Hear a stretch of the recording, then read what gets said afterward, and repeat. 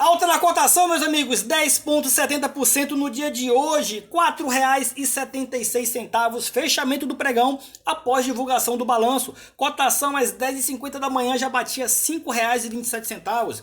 Será que vamos voltar aqui para a faixa dos R$ 6, que é o que estávamos alguns meses atrás? Será que a gente vai conseguir alcançar aqui os 6,33 ainda esse mês de agosto? Ambipar Participações, o que podemos aprender com esse ativo que ontem fechou o mínimo aqui a R$ 69,95 e hoje já fecha com R$ 82,99. Uma alta de 18,64%. Qual a similaridade entre Ambipar e o que poderá acontecer com o IBR3? A apresentação de resultado, meus amigos, trago neste vídeo as falas, as opiniões, as posições dos representantes da empresa, dos executivos da empresa. Assim, vocês podem ouvir diretamente deles toda a apresentação e as perguntas e respostas para que vocês tirem suas próprias conclusões do futuro da empresa. Lembrando que o lucro contábil de 15 bilhões que a empresa está apresentando aqui nesse balanço não é geração de caixa, é ajuste contábil decorrente ali à troca de dívida por equity, decorrente aos acordos em recuperação judicial. Claro que é uma boa apresentação decorrente aos últimos fatos que a gente vem acompanhando no IBR3. E aí, qual a similaridade entre o IBR3, que hoje deu uma alta de pouco mais de 10%, e Ambipar? Será que podemos ter esse mesmo efeito também? Sair aqui da faixa dos 8, 10 reais e aí batermos algo em torno de 70, 100 reais? Será que podemos acontecer isso? E o que esperar para o próximo balanço do terceiro TRI?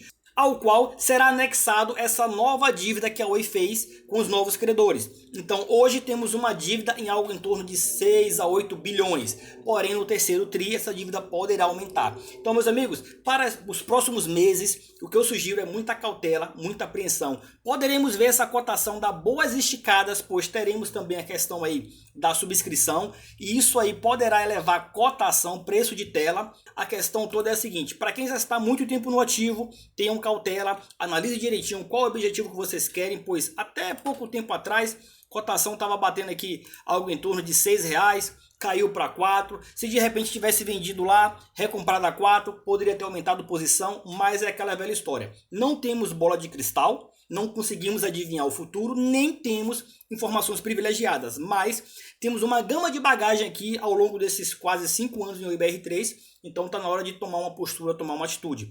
Pegar esse conhecimento e colocar em prática para tomar uma decisão. Não é garantia que a cotação vai bater 6, 10 reais e recuar para 5, recuar para 7, mas eu sugiro que tenham total cautela com os próximos movimentos de IBR3, pois eu acredito que teremos boas esticadas.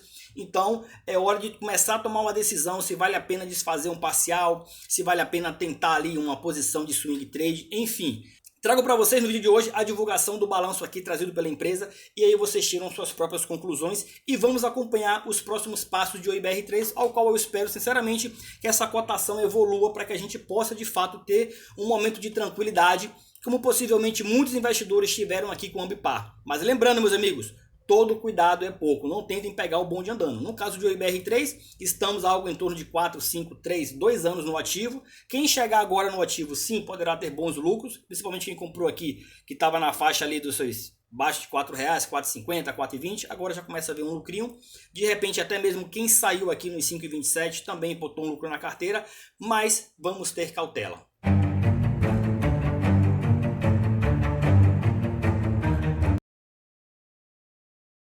Salve pessoal, sejam todos muito bem-vindos ao Quebrando Padrões. Meu nome é Uriel Silva, não fazemos recomendações de compra ou venda de nenhum ativo listado em bolsa. Para você que está chegando aqui agora, muito obrigado pela sua confiança e participação. Curte, comenta e compartilha, se inscreve no canal se não for inscrito. Para os amigos que já fazem parte do canal, muito obrigado pelo apoio e compartilhamento. Galera, vamos direto aqui para a apresentação de resultados e entender realmente qual que é a posição da empresa referente a esses números e a esse lucro de pouco mais de 15 bilhões. Obrigado, bom dia a todos, sejam todos muito bem-vindos à nossa call de resultados do segundo trimestre de 2024. Estou aqui mais uma vez com toda a diretoria estatutária da companhia, Cristiane Barreto, que é a nossa CFO, Rogério Takayanagi, nosso vice-presidente de Estratégia e Transformação, e o Thales Paixão, nosso vice-presidente jurídico. Bom, nós tivemos recentemente um avanço muito importante na execução do plano de recuperação judicial, na busca de sustentabilidade a longo prazo da companhia, com a conclusão do processo de reestruturação da dívida financeira da Oi, e com a emissão de novos títulos de dívida. Então, nós vamos dedicar os primeiros minutos aqui da apresentação para explicar sobre a companhia nesse novo contexto, uma mudança significativa na estrutura de capital e pronta para avançar nos demais pilares de transformação. E, na sequência, nós passaremos, então, para a apresentação tradicional de resultados do segundo trimestre e, por fim, abriremos para perguntas. Passando agora para o slide 4, onde nós temos aqui um resumo dos pilares na nossa jornada de transformação. Em relação à execução do plano, que foi homologado em maio pelo Juiz da Recuperação Judicial, é importante destacar que nós concluímos o processo de reestruturação da dívida, obtendo uma diminuição de 70% na dívida financeira, um novo perfil de endividamento e uma forte redução também nos desembolsos com os fornecedores take-or-pay. Nós concluímos também a emissão dos novos financiamentos, que trouxeram liquidez imediata para investimentos na operação, e teremos agora passos críticos, fundamentais também, com as vendas das UPIs ClientCo e Vital, e do nosso parque de ativos imobiliários, sendo que os recursos auferidos com essas alienações serão destinados principalmente para uma redução ainda maior do endividamento, conforme já prevê o plano de recuperação da companhia. Quanto ao equacionamento do negócio legado, nós tivemos uma importante evolução da solução consensual do nosso termo de autocomposição, um acordo com a Anatel, mediado pelo TCU, que nos possibilitará a migração do regime de concessão para autorização. Vou explicar mais adiante, com mais detalhes. A migração trará eficiências significativas para a companhia e as obrigações de investimento serão majoritariamente assumidas pela Vital, portanto, não impactando adicionalmente a liquidez da Oi. Nós teremos ainda a retomada do processo de arbitragem imediatamente, então logo tenhamos a ratificação do termo de autocomposição pela AGU, e nesse processo de arbitragem nós buscamos as compensações pelos desequilíbrios históricos da concessão, com benefícios para a companhia, para todos os stakeholders da companhia. Como resultado das vendas de ativos, as operações da nova Oi terão um foco essencialmente no B2B, com receitas advindas da nossa base de clientes corporativos, através da oferta de soluções digitais integradas, buscando maximizar eficiências, buscando um modelo pouco intensivo em investimento de capital. Eu passo agora para a Cristiane, nossa CFO, para conduzir a apresentação aqui com as informações mais detalhadas sobre a emissão de títulos da dívida, sobre a reestruturação da dívida e, na sequência, Thales Paixão com os temas regulatórios. Obrigado, Matheus. Bom dia a todos. Vamos ao slide 5. Então, no dia 8 de agosto, completamos o processo de alocação dos créditos e emissão das novas dívidas da companhia, em linha com o nosso plano de recuperação judicial, proporcionando, assim, maior liquidez para a Oi, além de melhores condições de redução de endividamento. O novo financiamento com credores foi celebrado em um valor total de $601 milhões, por meio de conversão de financiamento do DIP já existente em notes de emissão da companhia, com vencimento em junho de 2027. Este, portanto, não representa a entrada de novos recursos para a Oi, e sim uma melhora no perfil de endividamento. Os credores que optaram pela opção de reestruturação 1 e contribuíram com o novo financiamento tiveram seus créditos proporcionalmente alocados na dívida roll-up, subscrita no valor agregado de $1,3 bilhão nos termos do plano. Já o novo financiamento com terceiros foi subscrito integralmente pela Vital, também com vencimento em 2027, e representando um desembolso líquido adicional de cerca de R$760 milhões para a Oi, garantindo assim maior liquidez para investimentos na continuidade das operações. As condições de juros e garantias que estão neste slide são aquelas que já comunicamos anteriormente, que constam no plano e seus anexos. Mas destaco, quanto às garantias, que o novo financiamento conta com primeiro linha nas UPIs ClientCo e Vital, as quais escreverei nos slides seguintes. Movendo para o slide 6. Através da reestruturação da dívida, principalmente em função de haircuts e termos mais vantajosos com os testes do plano de RJ, a dívida financeira a valor justo teve uma redução de cerca de 70% no segundo trimestre de 2024 em relação ao trimestre anterior. É importante salientar que este número não inclui ainda alguns efeitos, principalmente relacionados ao novo financiamento com a Vital, Os desembolsos ocorreram no dia 8 de agosto e, portanto, serão contabilizados a partir do terceiro trimestre de 2024. Destaco que, do valor da dívida a valor de face da Oi, cerca de 33 bilhões de reais, no segundo trimestre de 2024, 22 bilhões de reais referem-se a montantes de cláusula e oferta geral, a maior parte decorrente da segunda RJ, com prazo de vencimento somente a partir de 2048 e opção de pré-pagamento até o vencimento com 85% de desconto. Portanto, o valor da dívida remanescente de 11 bilhões de reais se compara com o valor de 33 bilhões de reais no primeiro trimestre de 2024. Do lado direito do slide, vemos os efeitos da reestruturação de créditos junto a fornecedores take-or-pay da companhia, que se refere a empresas de torres de capacidade satelital. Os novos termos representam uma redução total de mais de 6 bilhões de reais nos desembolsos com esses fornecedores, com a redução de 1,5 bilhão de reais nos primeiros 3 anos, a partir de 2024. O saldo do balanço reduziu aproximadamente 2 bilhões em relação a dezembro de 2023. Adicionalmente, como resultado da alocação de credores na opção 1 do plano de recuperação judicial, os créditos não alocados na dívida roll-up serão proporcionalmente convertidos em novas ações da Oi, a serem emitidas através de aumento de capital a ser realizado durante a segunda metade do ano de 2024. Os credores receberão até 264 milhões de ações a preço a ser definido e aprovado pelo Conselho de Administração. Com isso, os credores deterão até 80% do capital da Oi, como vocês podem ver na tabela do lado direito inferior do slide, preservando-se 20% do capital para a base atual de acionistas. Passo, então, a palavra aqui ao Thales para comentar sobre as vendas de ativos e soluções regulatórias, objetos também das próximas etapas do plano de recuperação judicial. Obrigado, Cris. Passando agora ao slide 7, concluída a reestruturação, nosso próximo passo crítico na execução do nosso plano de recuperação, e que já está em andamento, é a conclusão da venda da UPI Claxon, como o Matheus comentou. Como todos já sabem, a UPI Claxon é a armação unidade de fibra, que é um ativo único, com mais de 4 milhões de casas conectadas em FTTH, com a distribuição nacional em mais de 300 cidades. Quanto ao processo competitivo, do lado direito do slide, vemos que tivemos no dia 6 de agosto o encerramento da primeira rodada. Os próximos passos agora são a publicação de um novo edital para a segunda rodada do processo competitivo, cuja audiência para abertura de propostas ocorre 15 dias depois. Nessa segunda rodada, não haverá preço mínimo, o que é diferente em relação à primeira rodada, e podemos aceitar propostas que prevejam formas de pagamento alternativas ou uma combinação de formas de pagamento, incluindo dinheiro, ações ou compensações de crédito dentro dos termos do plano. Esperamos, uma vez concluído o processo competitivo, o fechamento dessa operação até o início de 2025, naturalmente depois das aprovações concorrenciais e regulatórias aplicadas. Os recursos dessa venda também serão destinados ao pré-pagamento de dívidas, conforme estabelece o nosso plano de recuperação.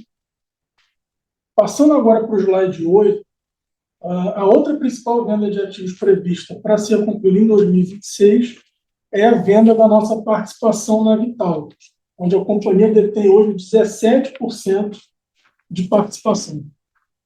A Vital é a maior rede de fibra neutra da América Latina, com 400 mil quilômetros de fibra e mais de 22 milhões de casas passadas. A Vital tem infraestrutura, presença e escalas únicas no Brasil e oferece uma solução que evita investimentos iniciais e reduz o time to market dos seus clientes, outras operadoras que prestam serviço para o usuário final.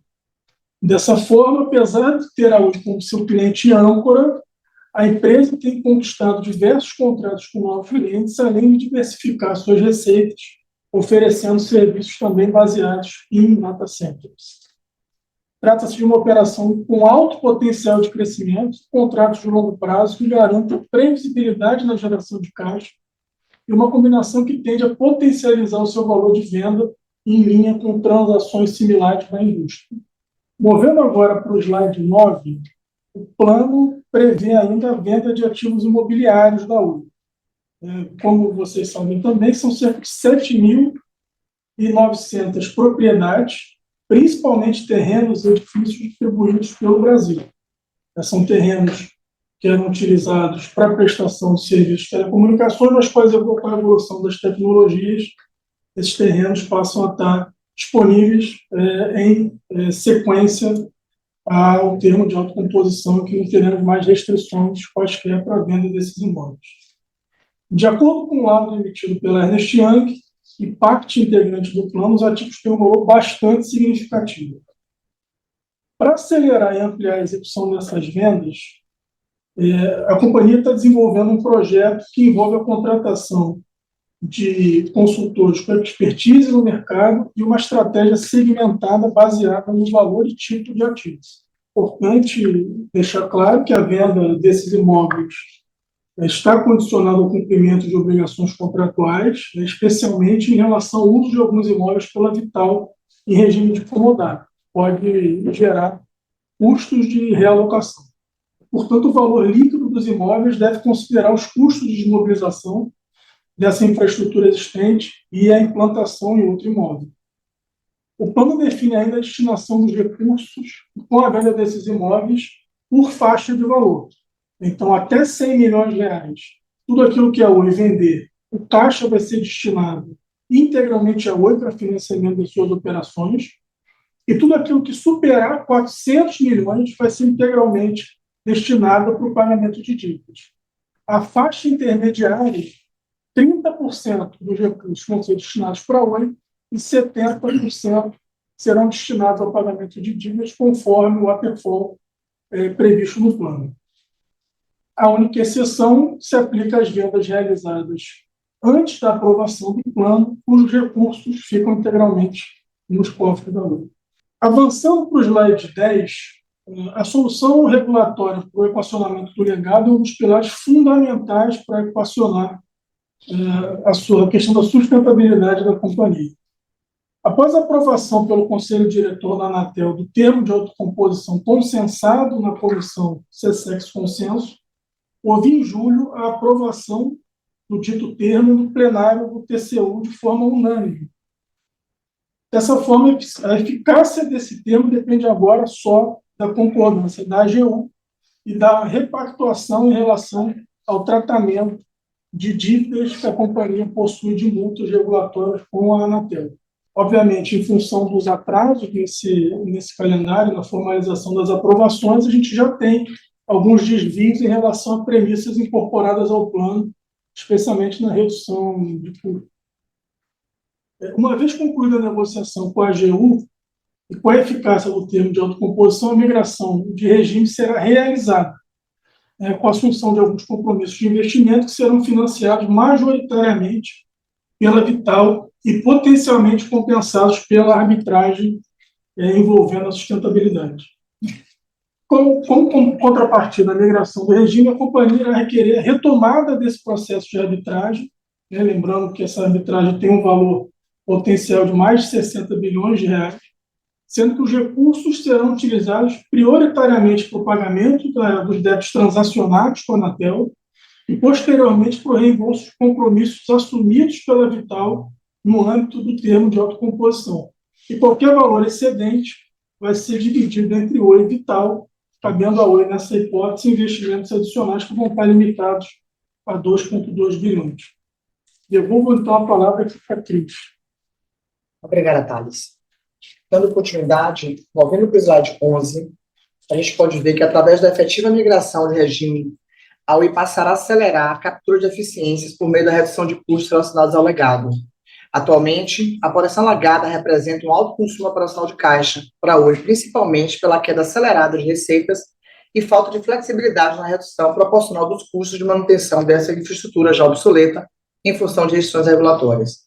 A maior parte dos custos das rúbricas de infraestrutura de telecom, manutenção de rede, energia elétrica, relacionamento com clientes e G&A são compostos por custos relacionados a serviços em tecnologias legadas. Para cada uma destas linhas de custos, temos ações específicas com grande oportunidade de eficiência a ser capturada na medida que migramos clientes de tecnologias legadas para outras tecnologias e desligamos infraestrutura sem uso, sempre de acordo com a regulamentação vigente.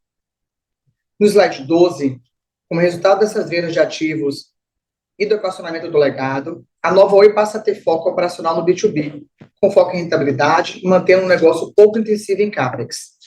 A Oi Soluções tem hoje mais de 40 mil clientes, muitos deles entre as maiores empresas do Brasil, com receitas baseadas em contratos de longo prazo. Tem sua estratégia comercial fundamentada na crescente venda de soluções integradas, construídas em parceria com diversos players de mercado, e se diferencia por sua vasta experiência e especialização no atendimento ao público corporativo. A longo prazo, a Nova Oi continuará com seu foco em melhoria de margens em função de eficiências a serem capturadas através da eliminação de gastos com serviços legados e redimensionamento da estrutura após as vendas de ativos. Adicionalmente, por sua característica de revenda de soluções, é um negócio pouco intensivo em CAPEX, o que traz uma margem de fluxo de caixa operacional esperada em 2028 acima de 18%. Passo agora, então, ao Matheus para falar dos resultados do trimestre. Obrigado. Obrigado, Cris. Slide 14, por favor. Aqui nós destacamos os principais indicadores operacionais e financeiros do trimestre. No segundo TRI desse ano, então, o ritmo de crescimento das receitas foi significativamente impactado pela dinâmica acelerada de redução de demanda dos serviços legados, impactado também pela abordagem mais seletiva nos contratos de B2B, impactado pontualmente pelos efeitos das enchentes que atingiram o estado do Rio Grande do Sul, né, que tiveram uma influência direta no crescimento da receita de fibra, influência negativa. A Nova Oi registrou uma receita de 2,1 bilhões de reais, apresentando uma queda de 13% em relação ao mesmo trimestre no ano anterior, principalmente devido ao impacto da redução da receita non-core, a receita de cobre e DTH, e mesmo assim a receita core totalizou 1,5 bilhão de reais, atingindo um patamar de 72% da nossa receita total.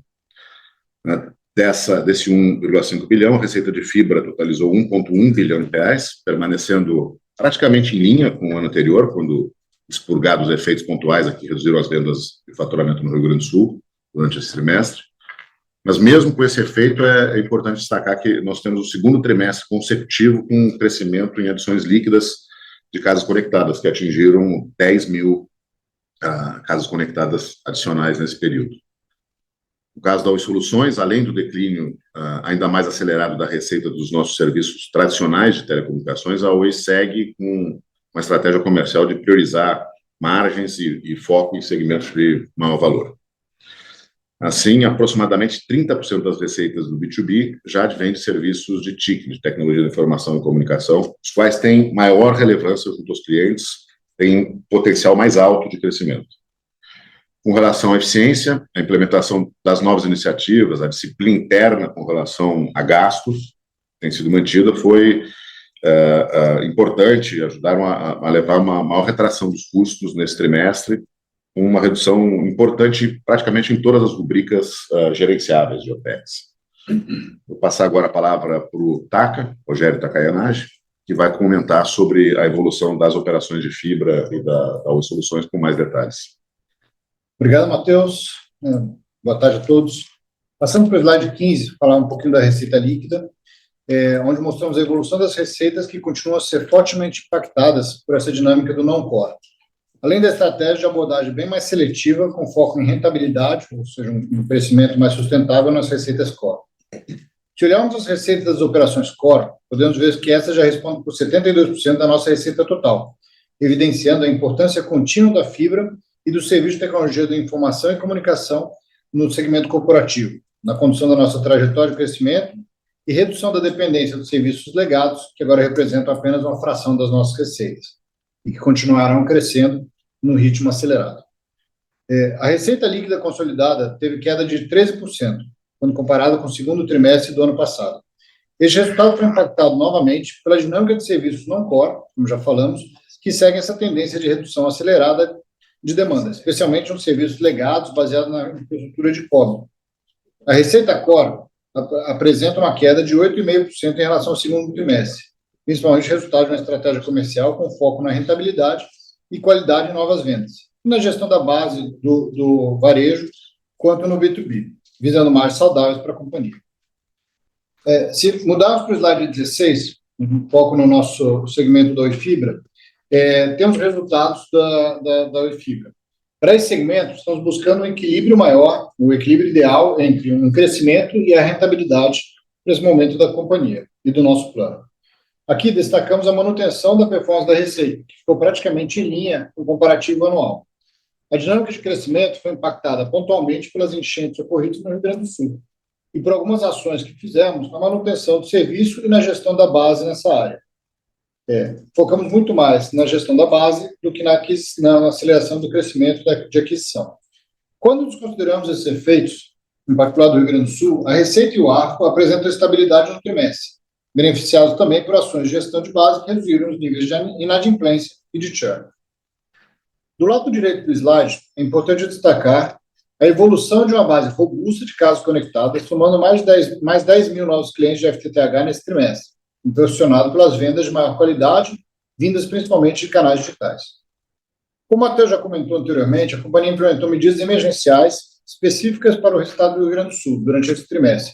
Nesse contexto, vale ressaltar que os principais indicadores operacionais desse segmento já voltaram a operar em níveis de normalidade, tendo a Oi como uma recuperação mais rápida de todos os operadores na região. Migrando para o slide 17, falar um pouquinho do segmento corporativo de Oi Soluções. Destacamos o desempenho desse segmento. Nesse trimestre, as receitas de Oi Soluções foram impactadas pela aceleração do declínio das receitas que vêm dos serviços tradicionais, particulares aqueles do cobre, e a estratégia de priorização da abordagem comercial mais seletiva, focada na rentabilidade, buscando margens saudáveis para novos processos competitivos junto a clientes. O total da receita de Oi Soluções teve uma queda de 23% em relação ao ano anterior, e a linha de telecom inclui serviços de conectividade mais comoditizados, teve essa redução de 18%, enquanto a linha de outros, que concentram serviços baseados em novas tecnologias, em tecnologias de cobre, tem uma retração de 35%. As receitas TIC, por outro lado, correspondem já a 29% das receitas de Oi Soluções no segundo trimestre desse ano. Do lado direito do slide, pode-se observar algumas verticais de tecnologia da informação e comunicação que tiveram esse aumento. A receita de cloud teve um crescimento sólido, 161% ano contra ano, enquanto as receitas de Unified Communication e Cybersecurity apresentaram aumentos relevantes de 17% e 14%, respectivamente. A companhia tem direcionado esforços para alavancar as vendas em verticais de alto crescimento e vem implementando ações específicas para mitigar efeitos de uma abordagem comercial mais seletiva. Nesse sentido, cross-selling para clientes atuais e o desenvolvimento de novos projetos já resultaram em um aumento de R$20 milhões no nosso funil de vendas nesse período. Agora, passo a palavra novamente para Cristiane Barreto, nosso CFO, para apresentar os slides sobre o custo e desempenho financeiro. Obrigada, Rogério. Passando para o slide 18, gostaria de ressaltar que neste trimestre, as iniciativas de eficiência resultaram em economias com reduções em todas as linhas de custos que são gerenciáveis. As despesas operacionais de rotina totalizaram cerca de R$2,2 bilhões, apresentando uma redução de 4,3% em relação ao mesmo período do ano anterior e de 7,3% à comparação com o trimestre anterior. Quando excluímos os custos de aluguel e seguros, que refletem a dinâmica do atual modelo operacional da fibra, com redução do respectivo CAPEX, os custos e despesas de rotina apresentaram uma redução de 10% ano contra ano e de 8% em relação ao trimestre anterior. Passando ao lado direito do slide, mostramos que essa redução foi suportada por ações específicas da companhia em 4 frentes principais. No lado comercial, decidimos prosseguir uma estratégia focada na qualidade e proteção da rentabilidade, alterando políticas comerciais e impulsionando o uso de canais digitais, que resultou em quedas constantes nos gastos com vendas, faturamento e inadimplência, este último com o resultado da maior qualidade no processo de aquisição de clientes. Em termos de estrutura, temos esforços contínuos na otimização em busca de organização mais enxuta, simples e dinâmica, frente às transformações que estão ocorrendo. Assim, observamos uma queda anual importante de cerca de 13% de pessoal nos últimos 2 trimestres, com a redução de cerca de 19% no número de colaboradores nos mesmos períodos. Na frente do legado, através da captura de eficiência decorrente de novas iniciativas para a gestão da operação, dentro do permitido pelos requisitos regulatórios, reduzimos ainda 20% em manutenção de rede em relação ao ano anterior. Adicionalmente, houve um grande esforço de renegociação de contratos de aquisição de conteúdo, principalmente ligados a tecnologias legadas como DTH, que levaram a reduções anuais de 25% a 30% nos 2 últimos trimestres nesta despesa. Por fim, adotamos um estrito controle de custos para eliminação de gastos não gerenciáveis, não essenciais, que geraram quedas importantes nas rubricas de D&A, treinamento e gastos jurídicos, somente para nomear algumas dessas despesas. Avançando para o slide 19, vemos que o EBITDA de rotina continuou sendo impactado negativamente pelos prejuízos de serviços legados, especialmente aqueles vinculados à tecnologia de cobre, conforme já comentado anteriormente. Vemos importantes oportunidades de melhoria na rentabilidade por meio de iniciativas adicionais de redução de custos, principalmente relacionados, como já comentei antes, aos serviços legados, à medida que migramos para o regime de autorização e devido também ao redimensionamento da operação após a venda da UPI Fibra. Do lado direito do slide, o resultado líquido do trimestre totalizou um lucro que ultrapassou 15 bilhões de reais, representando uma reversão de prejuízo de períodos anteriores. Este resultado foi uma consequência direta dos ajustes decorrentes do processo de reestruturação de fornecedores, incluindo os contratos take-or-pay das torres satélites, com efeito positivo de 1,9 bilhões de reais, refletindo as novas condições do pagamento de dívida financeira, em função do haircut da dívida e novas condições previstas no plano, resultando em um ganho de 18,8 bilhões de reais. Esses efeitos foram parcialmente compensados pelo impacto negativo de 2,8 bilhões de reais do acordo com a Vital, que levou à antecipação do reconhecimento de diluição da participação da Oi para 17%, eliminando também as obrigações remanescentes do contrato LTA no valor de 1,5 bilhões de reais. Esses movimentos levaram a melhoria de 17 bilhões do nosso patrimônio líquido em relação ao trimestre anterior. Passando ao slide 20, apresentamos a posição de caixa do segundo trimestre de 2024, que fechou com 1,9 bilhões de reais ao final do período, uma redução de 8% no trimestre, sendo o consumo operacional compensado parcialmente pelo desembolso da quarta tranche do DIP em maio. O CAPEX do segundo trimestre alcançou 137 milhões de reais, 6,5% da receita, reduzindo 4,3 pontos percentuais ano contra ano, uma expressiva redução de 47,7% em relação ao ano anterior, impulsionada principalmente pela implementação gradual de eficiências, tanto nos serviços legados quanto nas operações core. Importante destacar novamente que este nível de CAPEX se aproxima do novo patamar da companhia, que está alinhado à transição da Oi para um modelo de negócios de baixa necessidade de CAPEX. O maior consumo no capital de giro ocorreu em decorrência de pagamentos de determinados credores, que, conforme previsto no plano de RJ, receberiam já nesse curto prazo após a homologação do plano, ocorrida nesse segundo trimestre. O pagamento dos passivos onerosos reduziu 26% em relação ao ano anterior, em função já da aplicação das novas condições negociadas no plano de recuperação judicial.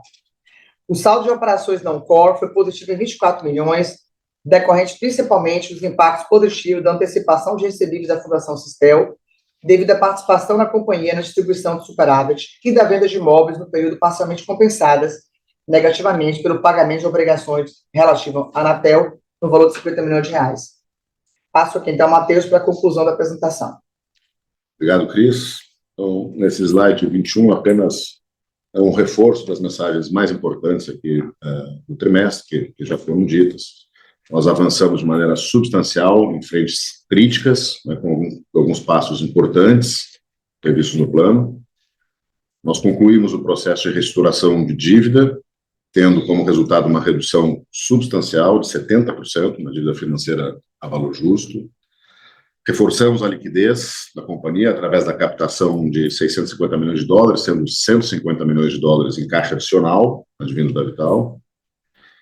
E vamos seguir avançando no fechamento da segunda rodada do processo de venda da UPI ClientCo. O edital deve ser publicado nos próximos dias. Nós esperamos ter, durante o segundo semestre, também o aumento de capital para capitalização de créditos dos credores optantes da opção 1 de reestruturação, que já foram submetidos à aprovação dos órgãos governamentais cabíveis. No lado do equacionamento da concessão, embora já tenhamos atrasos em relação ao cronograma inicial, nós esperamos que a solução acordada com a AGU para tratamento dos débitos existentes ocorra nos próximos dias, permitindo, portanto, a migração imediata, né, dado logo após a ratificação pela AGU, o nosso acordo com a Anatel TCU, permitindo a migração imediata do regime de concessão para autorização. E aí, nos próximos trimestres, isso nos viabilizará implementar as demais ações previstas para reduzir substancialmente os custos, para acelerar também a venda de ativos imobiliários. Por outro lado, a companhia deve retomar imediatamente o procedimento arbitral, com uma oportunidade de beneficiar todos os seus stakeholders, uma compensação que nós buscamos em função dos desequilíbrios históricos da concessão. Na operação, nós tivemos mais um trimestre de crescimento de casas conectadas em fibra, e agora dirigimos os esforços importantes nas ações emergenciais, suporte aos clientes do Rio Grande do Sul, que foi feito durante o segundo trimestre. Continuaremos focando também no crescimento rentável da operação, com iniciativas de gestão da qualidade da base de clientes no B2C e de aceleração de vendas de soluções integradas no B2B, mantendo um foco incessante no controle de custos, um aumento de eficiência que tem produzido resultados importantes para a companhia e que devem ser potencializados aí pela queda de custos legados e pelo redimensionamento da operação logo após a venda da UPI ClientCo. Muito obrigado a todos e agora nós podemos abrir para as perguntas. Agora iniciaremos a sessão de perguntas e respostas. Para entrar na fila e fazer perguntas, por favor, clique no ícone de perguntas e respostas, Q&A, na parte inferior da tela e escreva seu nome e empresa. Após seu nome ser anunciado, um pedido para ativar seu microfone aparecerá na tela, e então você deverá ativá-lo para fazer suas perguntas. Se preferir, você também poderá escrever suas perguntas. Dando início, a nossa primeira pergunta vem do Ramon Fonseca, UBS. Ramon, habilitaremos seu áudio para que você possa prosseguir. Pode prosseguir, por favor, Ramon. Bom dia, vocês me escutam? Som. Sim. Eu estava sem microfone. Perfeito, então tá bom. Então, bom dia, pessoal, eu sou o Ramon aqui da UBS. Eu queria que vocês comentassem um pouco sobre os fatores que impactaram o fluxo de caixa, tá? Especialmente aí o operacional. Então, a gente viu que no agregado teve uma redução na queima de caixa, mas também a gente percebeu uma redução no CAPEX. Vocês falaram aí até que o CAPEX, aí, o novo patamar, ele deve ser um pouco mais reduzido, né? Então, eu queria que vocês falassem um pouco também de expectativa de geração de caixa para os próximos períodos, de CAPEX, etc. Obrigado. Obrigado, Ramon, pela pergunta. Com relação ao CAPEX, a gente está bastante em linha, tá, Ramon, com o que a gente já tinha divulgado no plano, um patamar aí, o plano que é público informava aí mais ou menos 500 milhões de realização para esse ano, a gente está um pouquinho abaixo, e nos próximos trimestres também, que é público, a gente aponta um patamar um pouco abaixo dos 500 milhões, tá, conforme estava no plano, a gente segue exatamente a tendência já informada.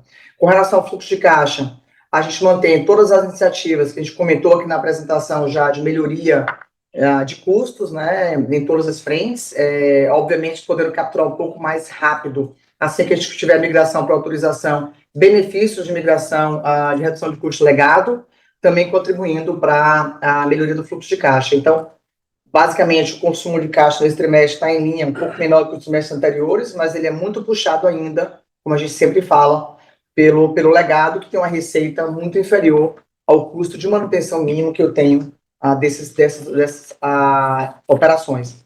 Então, a gente está, o que eu posso falar é que a gente está em linha com o que já foi divulgado e seguimos todas as iniciativas de esforços adicionais para a redução do custo ao menor nível possível.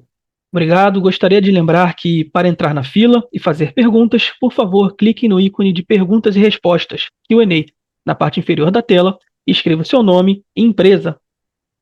Após o seu nome ser anunciado, um pedido para ativar seu microfone aparecerá na tela. Então você deverá ativá-lo para fazer perguntas. E se preferir, você também pode escrever sua pergunta. Agora, passo a palavra ao senhor Luiz Plaster, diretor de Relações com Investidores, para as perguntas da plateia. Muito obrigado. Aqui na plataforma, a gente tem uma pergunta, a pergunta é do Alessandro Barison, ele é da Numen Capital.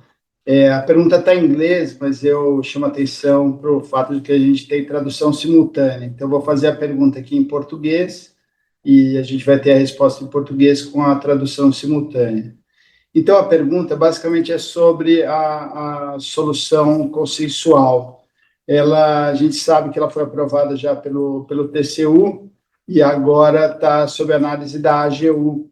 Então, ele pergunta se existe um prazo, qual seria o prazo para que a AGU se manifestasse, que condições ela poderia impor para a companhia em relação à solução consensual.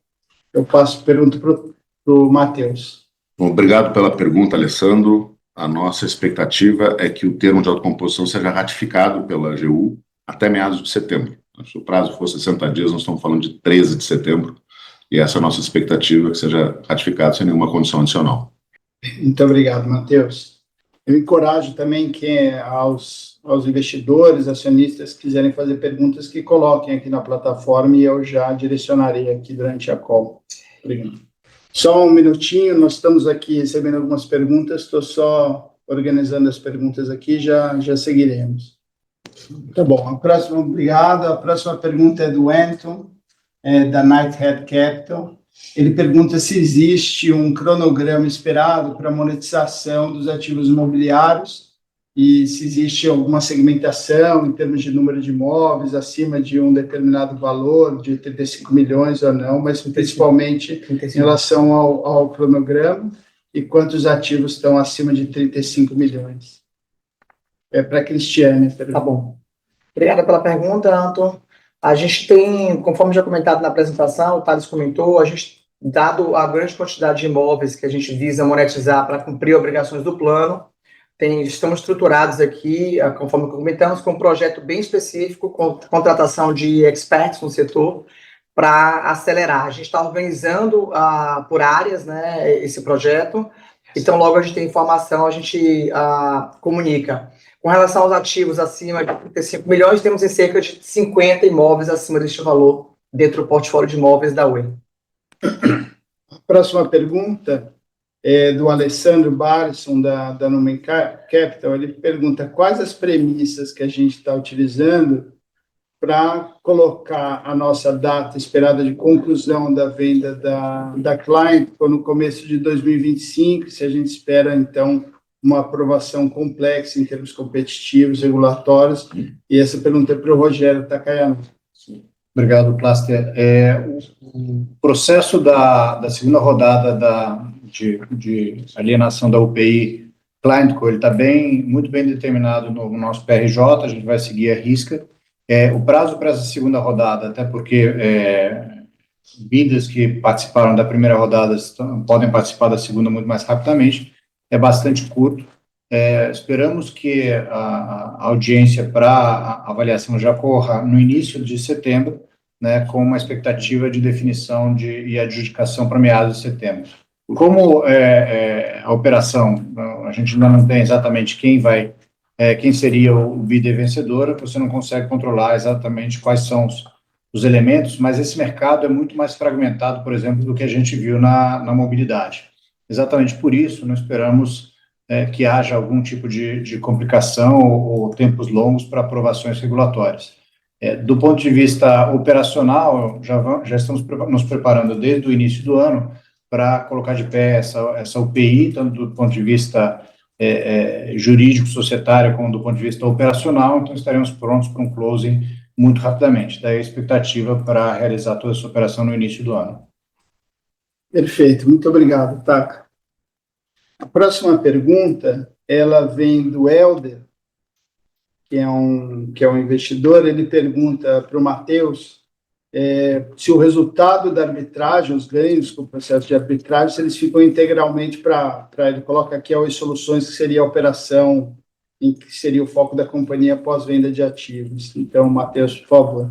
Então, o resultado da arbitragem, a divisão dos recursos, ela consta no slide 10 dessa apresentação. Primeiro, tem um pagamento prioritário para a quitação integral da transação com a Anatel. Na sequência, o reembolso dos compromissos de migração assumidos pela Vital, limitado, obviamente, ao saldo da arbitragem, e o que passar disso, uma divisão igualitária entre Oi e Vital, né, desse montante excedente. E fica com o Grupo Oi, obviamente que a principal atividade do Grupo Oi nesse momento será Oi Soluções. Perfeito, muito obrigado, Matheus. A próxima pergunta é do Juan Vasconcelos, que é um investidor. Ele diz, no caso de obtermos um bom resultado na GU e a venda dos bens reversíveis, se eles forem capazes de quitar o restante das dívidas, se mesmo assim teria que ser vendida a participação na Vital. Obrigado pela pergunta, Juan. Sim, a venda da participação da Vital, juntamente com a venda da UPI, da Fibra e dos imóveis, fazem parte da estratégia financeira visando quitar o endividamento que a gente tem e assumiu agora uma renovação. Então, financeiramente, está no plano esses 3 itens incluídos para a gente conseguir cumprir a obrigação de redução de dívida. Perfeito, Cris, muito obrigado. A próxima pergunta é para o Thales Paixão. Ela vem do Juan Vasconcelos também, que é o investidor. Ele pergunta, com a conclusão do acordo, com a conclusão do acordo, a solução conceitual, após passar pela AGU, a emissão dos novos títulos de dívida, a empresa estaria habilitada para sair da RJ já? Como seria esse processo? Tá? Ele perguntou. A companhia, pela legislação, ela tem um prazo de supervisão judicial de até 24 meses. A companhia, cumprindo as suas obrigações, o juízo pode, até esse prazo, levantar a recuperação judicial. Então, não é totalmente sob controle da companhia, é sob controle do judiciário, mas uma vez que a companhia tenha concluído as principais etapas do plano e demonstre que vem quitando as suas obrigações, o juiz pode decidir pela antecipação do fim da recuperação. Perfeito, Thales, muito obrigado. A próxima pergunta é da Simone dos Santos. Ela pergunta, e acho que essa vai para o Rogério, para o Taka, o que esperar da nova Oi após a venda dos ativos, né? Como será a operação, como deve ser a evolução da Oi? Obrigado, Simone.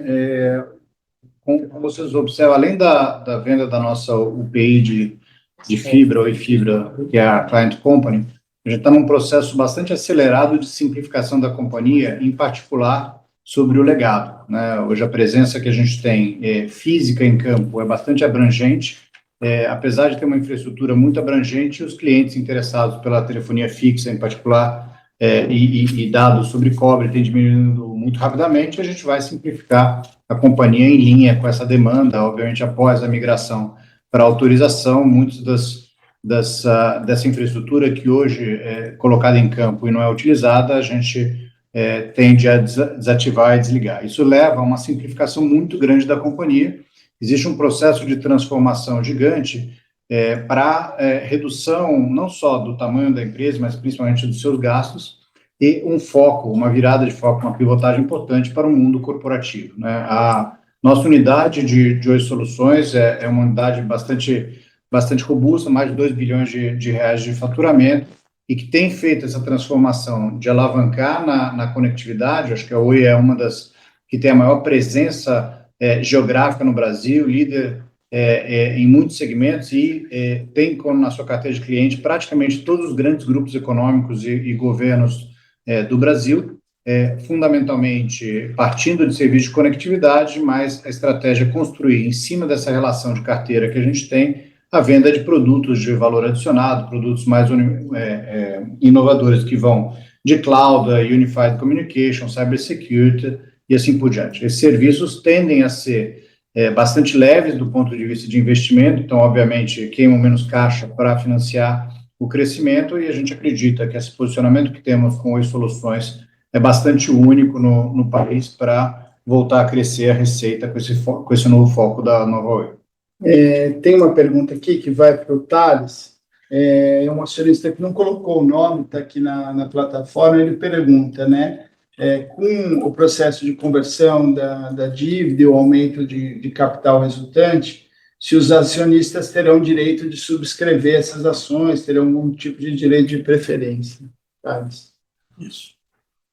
Uma vez aprovado na governança da companhia esse aumento de capital, vai ser oportunizado aos acionistas o exercício de direito de preferência no prazo de, no mínimo, 30 dias, conforme a legislação societária aplicável. Perfeito, Thales. Bom, eu estou olhando aqui na plataforma, a gente acho que abordamos aqui todos os temas e as perguntas que estavam na plataforma de maneira geral, então passo agora a palavra ao Matheus para que faça o encerramento da nossa call. Eu apenas agradecer a participação e o interesse de todos que estiveram conosco. Nós seguimos firmes aqui na implementação das demais etapas previstas no plano e voltamos com uma atualização, bastante expectativa nos próximos meses, e com uma atualização no próximo trimestre, na divulgação do terceiro tri. Obrigado a todos.